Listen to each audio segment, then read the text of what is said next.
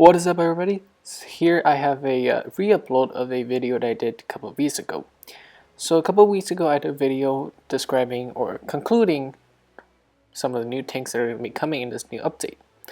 In that video I made a huge mistake. I said that the IS-6 Fearless is actually a new tank. Well, it turns out that the IS-6 Fearless is actually a very old tank. In fact, it's actually the first IS-6 in the game. Well, the reason I didn't know this is because I play on the North American server and this tank never existed on the server. After doing some more research, I noticed that I made a huge mistake. I feel like that I have the responsibility to tell you the right information. That's why I redid this video. So in this video, we're going to take a sneak peek at all of the probable new tanks that are going to be coming in this video. This includes the FCM50T, what that technically is not new anymore. I'm going to take a look at the IS-5, the Cromwell Berlin, and T23E3. So keep on watching this video. So first up we have the French FCM50T. This is a French medium tank which is actually used to be a heavy tank. They've changed it into a medium tank in World Tanks Blitz. Well, I've already done a full review and gameplay video on this, so if you want to check that out, go ahead and click on the video on the screen right now. And we're going to move on to the next tank, which is the IS-5. Okay, before I say anything about the IS-5, I would just like to let you know that the clip you're watching right now is actually not the gameplay of the actual IS-5. Now this is only I'd say a test version. This is actually not the IS-5. You can see the hit point and ammo is completely different. Alright, so let's move on. Alright, so here we have the IS-5. This is a Soviet premium tank. According to the Wargaming, this tank is going to be placed at tier 8 in the Soviet heavy tank. This tank is also known as the Object 730, which is the same thing as IS-5. It's going to have a 122mm main gun, firing APCR rounds as its regular rounds and heat rounds as its premium rounds. It's got top speed of 42 km per hour. Hull armor is going to be 120 in the front, 120 on the side, and 60 in the rear. Now that's very impressive armory.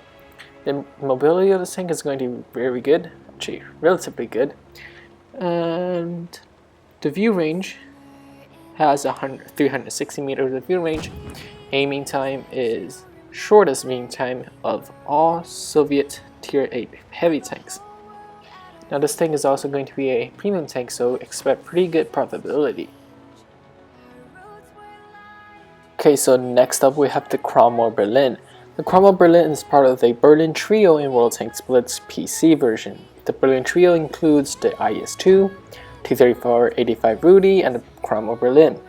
Now this tank was historically designed as a Cromwell that participated in the D-Day invasion and I believe Battle of Berlin.